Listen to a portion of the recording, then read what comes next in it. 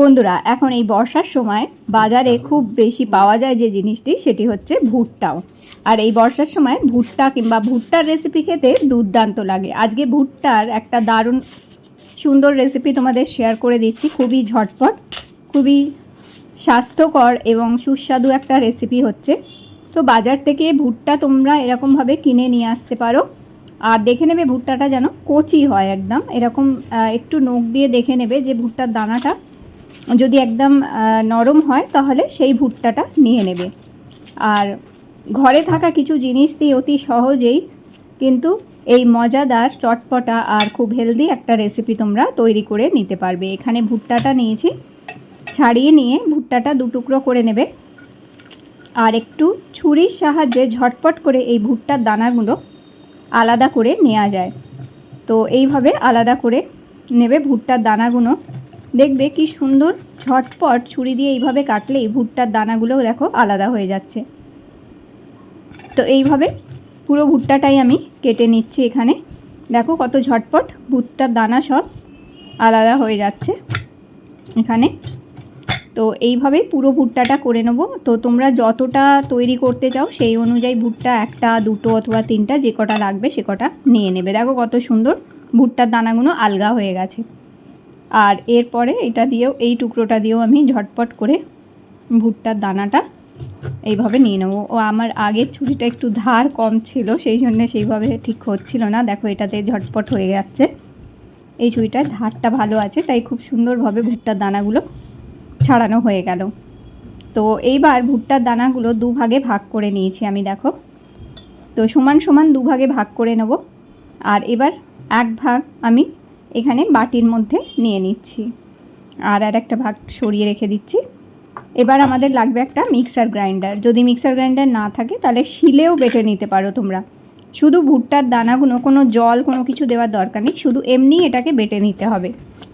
আর ভুট্টার দানাগুলো যেহেতু খুব নরম, তাই ঝটপট এগুলো বাটা হয়ে যায়। দেখো বাটা হয়ে গেছে একদম, একবার দুবার ঘোরালেই বাটা হয়ে যাবে, এবং শিলেও বাটা খুব সুবিধা। এবার একটা বড় বাটির মধ্যে ভুট্টার দানার এই পেস্টটা নিয়ে নিয়েছি আমি সবটা।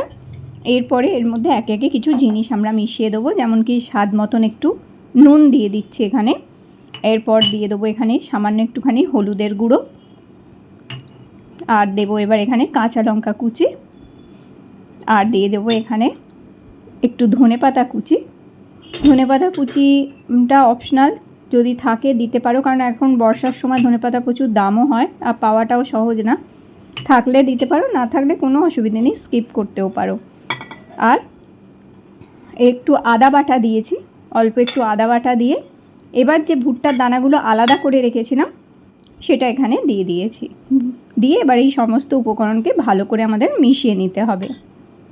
এইভাবে ভালো করে পুরোটা মিক্স করে নেবে। মিক্স করে নেওয়ার পরে 1 চামচ এখানে আমি বেসন দিচ্ছি, যাতে এটা বাইন্ডিংসটা ভালো হোক। তো 1 চামচ বেসন দিয়ে ভালো করে মিক্স করে নেব। আর এরপরে এখানে 1 চামচ দিয়ে দেবো আমি চাল গুঁড়ো। তো বেসনের থেকে চাল গুঁড়ো পরিমাণটা একটু, মানে বেসনটা যদি ছোটো 1 চামচ দাও তাহলে চাল গুঁড়োটা একটু বড় 1 চামচ দেবে। চাল গুঁড়োটা দিলে একটু মুচমুচে ভাব আসবে, একটু ক্রিস্পিনেসটা আসবে এখানে, তাই চাল গুঁড়োটা দেয়া। এবার এইটাকে ভালো করে দেখো মিশিয়ে নিতে হবে। খুব ভালো করে মিশিয়ে নিয়ে 5 মিনিট এটাকে রেখে দেবো আমি এইভাবেই। আর এবার গ্যাসটা জ্বালিয়ে আঁচটা একটু কমিয়ে দিয়ে আমি আপ্পে মেকারে তৈরি করছি, যেহেতু আমি খুব কম তেলে রান্না করব সেই জন্য। কিন্তু তোমরা যদি চাও এটা এয়ার ফ্রায়ারে ফ্রাই করতে পারো এগুলোকে, অথবা তোমরা ডোবা তেলে, একদম ছাঁকা তেলেও এগুলোকে ভাজতে পারো। কিন্তু ছাঁকা তেলে খাওয়াটা তো খুব বেশি উপকারী হয় না, তাই আপ্পে মেকার যদি থাকে তোমাদের কাছে, এরকম আপ্পে মেকারে এরকমভাবে হালকা করে একটুখানি অয়েল ব্রাশ করে দেবে। আর আপ্পে মেকারটা ভালো করে আগে গরম করে নেবে। যখন আপ্পে মেকারটা খুব ভালো মতন একদম গরম হয়ে যাবে অয়েল ব্রাশ করার পরে, আঁচটা কমিয়ে দিতে হবে। দিয়ে এবার এরকম ছোটো ছোটো বল তৈরি করে নিতে হবে। তো এই ছোটো ছোটো বলগুলো তোমরা ডোবা তেলে, ছাঁকা তেলেও ভাজতে পারো। ডোবা তেলে কিংবা ছাঁকা তেলে ভাজলে বেশ মুচমুচে খেতে ভালো হবে, কিন্তু এই আপ্পে মেকারেও খেতে কিন্তু খুব ভালো হয়। একদম অল্প তেলে খুব সুন্দর এগুলো মুচমুচে হয় আর খেতে খুব সুস্বাদু লাগে। তাই অতিরিক্ত তেল না খেয়ে অল্প তেলে এইভাবে করে নেওয়া যেতে পারে। আর একবারেই তেল যদি না খেতে চাও তাহলে এই বলগুলো কোনো অসুবিধা নেই, এয়ার ফ্রায়ারে ভেজে নিতে পারো, ফ্রাই করে নিতে পারো। এয়ার ফ্রায়ারে তো এক ফোঁটাও তেল লাগবে না, সম্পূর্ণ তেল ছাড়াই ওটা ফ্রাই করতে পারবে। তো দেখো এখানে এই 1-2 মিনিট হয়ে গেলেই, একটা পিঠ হয়ে গেলে আরেকটা পিঠকে এইভাবে উল্টে দেবে।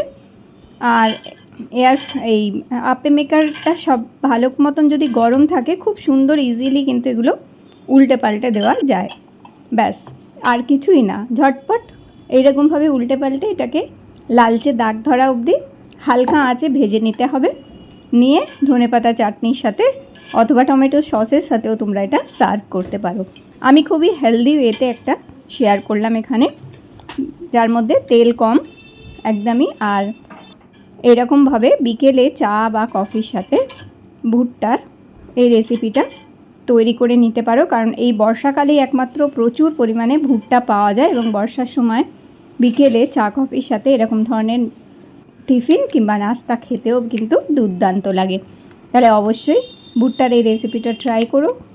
আর আজকের এই রেসিপিটি যদি তোমাদের ভালো লেগে থাকে লাইক দিও, আর চ্যানেলটি সাবস্ক্রাইব করে রেখো। আবার দেখা করব তোমাদের সাথে নতুন একটা রেসিপির সাথে। আর দেখো এটা কত সুন্দর হয়েছে। আর এরমভাবে ধনেপাতার চাটনির সাথে এটা সার্ভ করতে পারো, বাচ্চাদের টিফিনেও দিতে পারো। তাহলে আবার দেখা হচ্ছে নতুন রেসিপির সাথে।